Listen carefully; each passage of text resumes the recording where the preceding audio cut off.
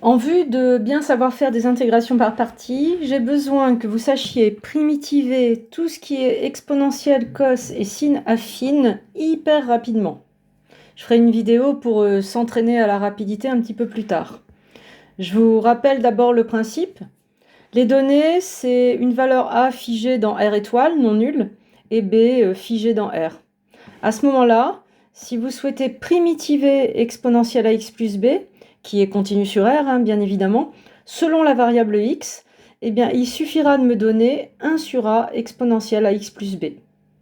Si vous n'en êtes pas convaincu, dérivez cette formule et vous voyez bien que la dérivée, ça redonne exponentielle à x plus b. Mais moi, vraiment, je veux que vous automatisiez la production de ces primitives. Même chose, cos à x plus b, en fait, la primitive par défaut, c'est 1 sur a sinus à x plus b. Et donc, le résultat de ce symbole-là, c'est ça à une constante près. Et enfin, sin à x plus b, moins 1 sur a cos à x plus b. Exemple. Là, on est sur R, exponentielle 3x, vous primitivez selon x. Je veux que vous répondiez 1 tiers d'exponentielle 3x plus c. Et je veux que ça soit vraiment hyper fluide. Ici, vous avez votre cos affine. Vous répondez 1 demi de sinus 2x plus 3 plus c. Ici, votre sinus affine, 1 sur 1, parce qu'en fait, vous voyez que a vaut 1. Donc, vous répondez moins cos x plus 8 plus c. Encore plus rapidement que ça, parce que là, je parle en fait. Ici, ça c'est exponentielle à x avec a égale 1 demi. Donc l'inverse de 1 demi, c'est 2. Vous répondez 2 exponentielle x sur 2 plus c. J'aurais besoin que vous ayez compris que si vous cherchez à reformuler quelque chose en tant que la dérivée, eh bien là, vous allez mettre la primitive par défaut, celle où la constante est nulle. La primitive par défaut de cos 3x, c'est 1 tiers de sin 3x. Donc ça, cette présentation, c'est une autre façon de vous demander de primitiver cos 3x. Vous primitivez dans votre tête, et donc vous savez qu'il est égal à la dérivée de sa primitive par défaut. Et dans ce cas-là, je ne mettrai pas plus c.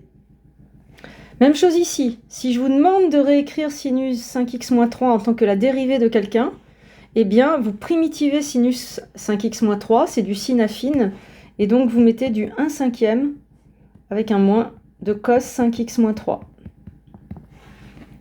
On manipulera pour l'IPP. Plus généralement, si vous primitivez sur un intervalle où vous avez le droit de le faire, une composée U' exponentielle U se primitivera en exponentielle U, une composée U' cos U se primitivera en sin, et U' sinus U en moins cos. Exemple. Ici, j'ai une fonction que j'observe être définie continue sur R, donc je primitive sur R. Et là, qu'est-ce que je vois? J'ai presque U' cos U. Il me manque le 2. Donc comme d'habitude, j'ajoute.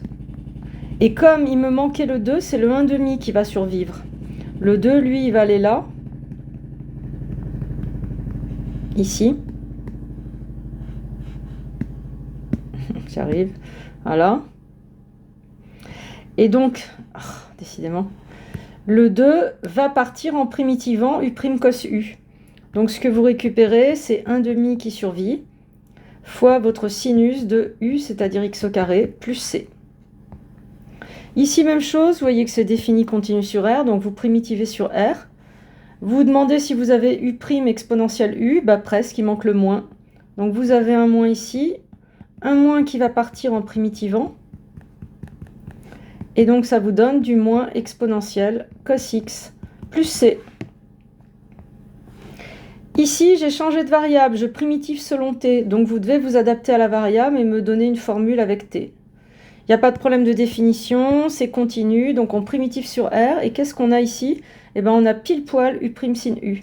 Donc ça se primitive en moins cos U, moins cos exponentielle t, plus c. À bientôt dans la prochaine vidéo, je vous montre comment je rédige les IPP et je vous rappelle les 5 cas d'IPP usuels à connaître parfaitement. À tout de suite.